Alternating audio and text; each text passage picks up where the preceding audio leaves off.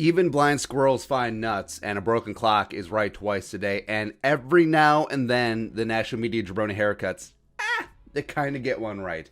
Alex K over at Bleacher Report did up one of their famous slideshows.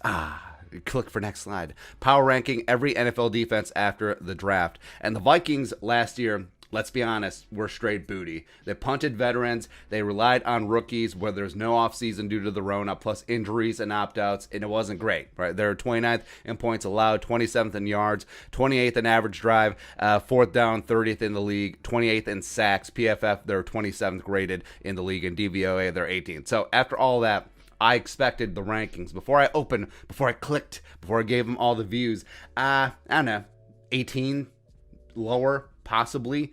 But I think that he was extremely fair here, where the Vikings clocked in at 10. I didn't expect them to be higher. I was actually mildly surprised that a national media outlet would be like, 10. Adding in all the factors that went into last year as well as into 2021. And only the Broncos, Giants, Dolphins, Ravens, Patriots, Washington, Rams, Bucks were ahead of the Vikings. So here's the write-up. After the 2020 Minnesota Vikings were called the worst defense that head coach Mike Zimmer has ever had, this team looks ready to make a huge leap up the rankings. The Vikings completely retooled their secondary in free agency, signing Xavier Woods and a pair of cornerbacks in Patrick Peterson and Drake Kirkpatrick. He means back Alexander. The club splurged for a massive upgrade along the interior defensive line with Dalvin Tomlinson as well. Minnesota didn't turn any heads in its approach to the draft, but prospect... Wait a minute. Anyway, but Chaz Surratt and Patrick Jones and Cameron Bynum could all crack the rotation this season, plus Janarius Robinson.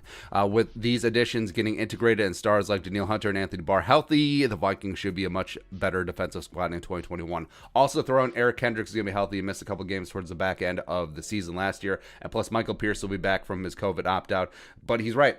He is correct. Where 2020 was just the term perfect storm gets thrown around a lot, but it really was a black swan event. It was a 1 in a million proposition for the defense, because everything that could go wrong for the Vikings defense last year did go wrong, including some self-inflicted errors, by the way. Not replacing Michael Pierce is like, Shamar Stephen.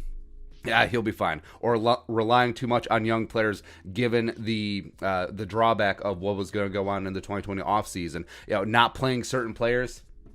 Free James Lynch, free Herc, but it's good to see someone out there in the national media with 2 brain cells, at least dose. Zimmer is still a defensive maestro, and this defense is stacked with talent, both veteran and young. And the defensive line might be a candidate for the most improved position group in the NFL, and that's no cap. This defense could be easily top 10 this year, might even return to top 5 form back in the heyday of the Zimmer Hellfire defense, because it is back, baby, with a vengeance. Can't wait to see it. Top 5 defense, top 5 offense, and then the Vikings hoist at Jerome Barty in Inglewood in February. Feels good, man. But your thoughts, Bleacher Report. Actually, get one right. It's crazy. Let us know in the comment section below. Subscribe for daily Vikings takes. Want to support that work? Pull some of the Venmo. But until next time, Skull.